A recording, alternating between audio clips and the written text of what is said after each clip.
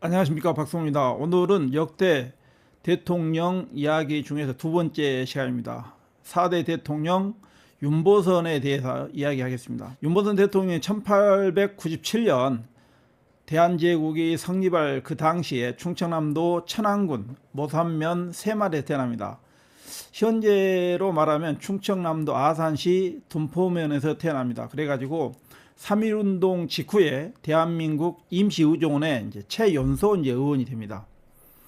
이렇게 활동하다가 이제 그 당시에 신기식 등 독립운동가들이 권율해서 영국에 유학을 갑니다. 그 영국에 유학을 가서 에든버러 대학교에서 이제 고고학 학사를 취득합니다.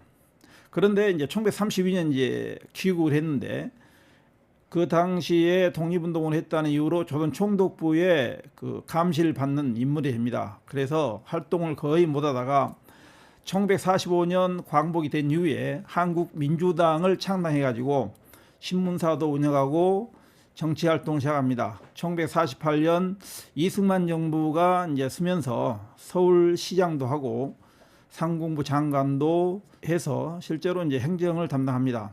그런데 이승만과 이제 헤어지게 된 것은 이승만이 1952년에 발췌경을 통해서 부산 정치파동을 일으키고 정권을 연장하려고 시도합니다. 여기에 대해서 이제 그 반발한 거죠. 4.19 혁명이 터지고 나서 제4대 대통령으로 당선이 됩니다. 그렇지만 이제 우리나라 헌정 사상 유일한 내각 책임이다. 다시 말하면 의원 내각제 정부의 대통령을 역임합니다. 그런데 이 의원 내각제에서는 실제로 이제 정권은 이제 장면 내각이 하는 거죠. 그런데 이것도 1년간 대통령을 유지하다가 5.16 군사 쿠데타를 일으킨 박정희에게 대통령직에서 하야하게 되는 그런 일이 벌어집니다. 그래서 1962년 3월에 대통령직에서 이제 물러나죠.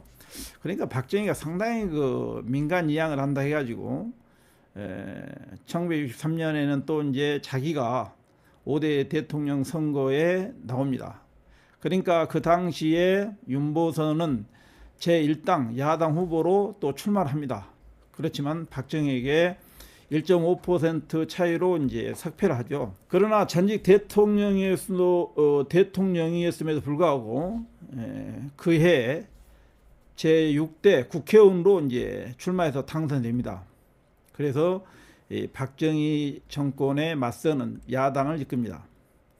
그러다 다시 6대 대통령 선거에 갔지만 또 박정희한테 또 지고 맙니다. 그런 사이에 박정희는 1972년 10월 유신을 단행해서 유신 정권을 창출합니다. 그래서 이런 유신 독재에 김대중과 그 다음에 함석헌 이런 사람들과 함께 제야 지도자들과 3.1 민주구국선언이라든가 또는 YWCA 위장 결혼식 등을 통해서 민주화운동을 활발하게 합니다. 그래서 1980년 정계에서 은퇴하고 1990년에 이제 사망합니다. 그렇지만은 이제 대통령을 역임했지만 바로 국립현충원에 묻히진 않습니다. 우리가 역사적으로 대통령을 하고 나면 바로 국립현충원에 묘를 마련합니다. 그런데 우리나라 현대사에서 현충원에 묻히지 않은 4명의 대통령이 있습니다. 첫 번째는 윤보선 대통령이고, 윤보선 대통령은 이제 국립현충원에 묻히지 않는 이유가 뭐냐면 박정희 같은 독재자와 같이 묻힐 수가 없다 해서 충청남도 아산시 운봉면 동천리에 이제 자기의 묘소를 마련합니다. 그리고 이제 이 노무현 대통령이 그 유서에 따라서 봉하마을에 작은 비석 하나만 세웠고 12.12 쿠데타로 정권을 잡았던 전두환과 노태우는 이제 이 사람들은 자격이 안 되죠. 그래서 이 4명이 지금 국립현충원에 묻히한다. 그러니까 2명은 자기들의 자신에 의해서 유서를 통해서 한 거고 노태우와 전두환은 자격이 안 돼서 이제 묻히지 못한 것이다 그러죠.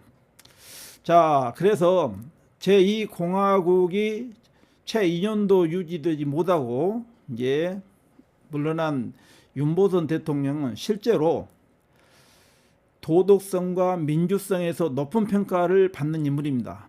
또 박정희 정부에 맞서서 유신 헌법에 반대하는 등 많은 그런 민주화운동을 했다는 데서 아주 긍정적입니다.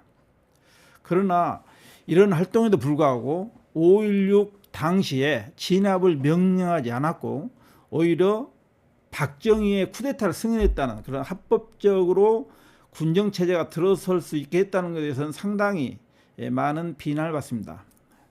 그리고 12.12 쿠데타로 해서 정권을 잡은 전두환 정부를 호의적으로 보였다는 것에서 일각에서는 변절자다 이렇게 말하기도 합니다. 그러나 정치사적으로 보면 최초의 민주당계 정당 출신의 대통령이었다는 것, 그 정도로 좀 많은 평가를 하고 있고, 그리고 지금까지 19세기에 태어난 마지막 대통령이고 내각 책임제의 첫 번째이자 마지막 대통령으로 기록이 되어 있습니다. 또 윤보선 대통령 당시에 에피소드가 좀 있습니다.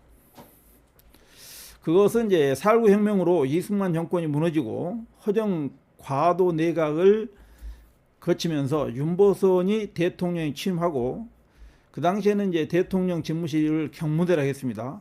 경무대에 들어왔는데 수개월 동안 주인이 없는 방치된 그런 경무대에서 실제로 대통령 간저 주방에는 그릇은 고사하고 식기류가 전혀 없었다고 그러죠.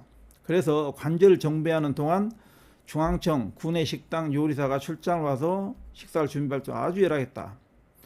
그래서 지금 청와대라고 말하는 명칭을 처음으로 사용해서 국가적 상징적 이미지를 새롭게 했던 사람이 또 윤보선 대통령이다 그러죠. 그래서 윤보선 대통령은 실제로는 이제 의원 내각제에 장면을 뛰어넘지 못한, 잘 알려지지 않는 그런 대통령으로 알고 있지만 실제로는 독립운동가이고 그 다음에 민주화운동에 앞장섰던 그런 대통령이라는 것을 알아주면 되겠습니다. 그리고 이제 청와대라는 명칭을 처음 사용한 대통령이 바로 윤보선 대통령이다 그러죠. 그래서 이분은 실제로는 많은 사람들에게 알려지지 않았지만 또 재임기가 짧았지만 그래도 우리나라가 일제강점기에 있어서 민족 독립을 위한 그런 독립운동가로서, 그리고 전두환, 노태우, 박정희의 독재 정권에 항거한 바로 민주인사로서는 우리가 확실히 좋은 평가를 해야 될 것 같습니다. 이상 4대 대통령 윤보선 대통령에 대해서 이야기해 봤습니다. 다음 시간에는 박정희에 대한 이야기를 해볼까 합니다. 이상 마치겠습니다. 안녕히 계십시오.